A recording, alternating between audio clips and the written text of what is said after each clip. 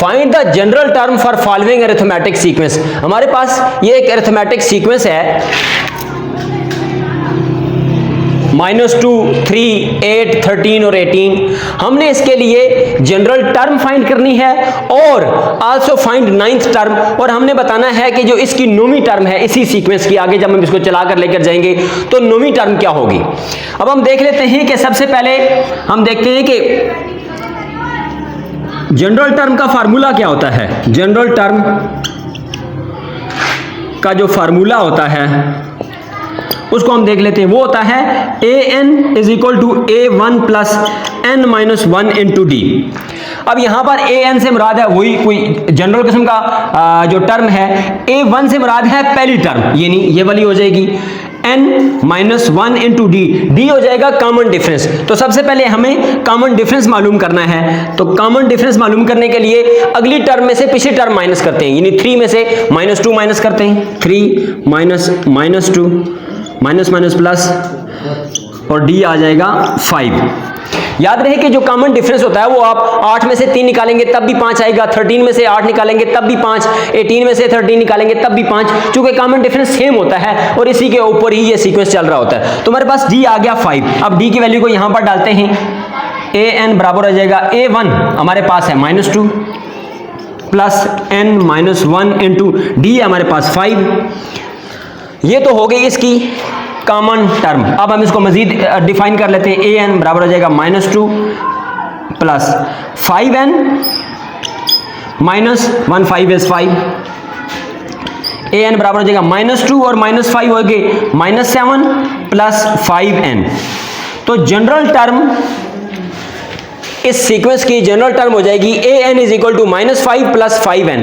अब हमने मालूम करना है 9th टर्म, तो यहां पर हम an की जगह लिख देंगे a9 is equal to -7 plus 5n की जगह पर हमने लिख देना है, क्योंकि हम नौवीं टर्म में मालूम कर रहे हैं तो 9 लिख देंगे is equal to -7, 5 9s are 45, एक प्लस है एक माइनस है, बड़ी वाली अलामत लगाते हैं, अमल माइनस का करते हैं। 45 में से 7 गए तो हमारे पास रह गया 38 और वो भी प्लस में, यानी a9 हो जाएगा प्लस 38। हम दूसरे सवाल को देख लेते हैं। Find the sequence for the sequence 3 -1 -5 -9 -13।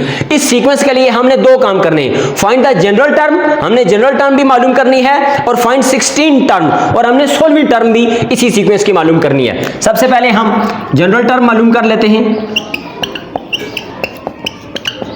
उसके लिए हमारे पास फार्मूला है यही वाला, an is equal to a1 plus n-1 into D. an as it is, a1 से मुराद है फर्स्ट टर्म यानी 3 प्लस n-1 इंटू डी हमने मालूम करना है। डी से मुराद है कॉमन डिफरेंस, माइनस यानी अगली टर्म में से पिछली टर्म को निकालना। -1 -3, ये -1, इसमें से ये 3 माइनस करना है तो -4, यानी डी की वैल्यू आ जाएगी -4। अभी जैसे हमने बात की कि किसी भी टर्म में से अगली टर्म में से पिछली माइनस करेंगे तो ये जवाब -4 ही आएगा। -13 -9 तब भी जवाब -4 आएगा। इसमें से ये निकालेंगे तब भी -4, इसमें से ये निकालेंगे तब भी -4 आएगा। तो डी की जगह हमने लिखा -4। इसको सॉल्व कर लेते हैं। +3 n -4 के साथ हो जाएगा तो -4n, माइनस माइनस प्लस हो जाएंगे +4। an बराबर हो जाएगा 3 + 4 7 -4n, और ये हो गई हमारे पास जनरल टर्म। जनरल टर्म इस सीक्वेंस के लिए an is equal to 7 - 4n। अब हमने मालूम करनी है 16th टर्म, यानी a 16th हमने मालूम करनी है। 7 - 4 n की जगह 16 लगा देंगे। 7 - 4 16s आर 64। एक प्लस है एक माइनस है, माइनस का अमल होता है और अलामत बड़ी वाली लगती है। 64 में से 7 गए तो हमारे पास जवाब आ गया 57। तो हमारे पास जो A16 है वो आ गया -57।